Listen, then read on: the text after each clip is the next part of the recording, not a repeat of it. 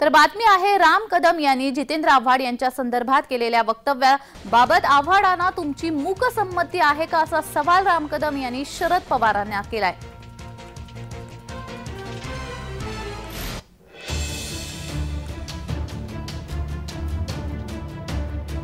आव्हाडांचं हे वक्तव्य आणि त्यानंतर येणारं पवार साहेबांचं वक्तव्य हे दोन्ही जोडले तर काय अर्थ निघतो की श्रीमान शरद पवार साहेबांचा गट आणि ते स्वतः संपूर्णतः हिंदू विरोधी आहेत, राम भक्तांच्या विरोधात। आणि जर असं नसेल तर माननीय पवार साहेबांनी पुढे येऊन स्पष्ट करावं की ते आव्हाडांच्या मताशी समर्थन देत नाहीत, त्या मताला विरोध करतात।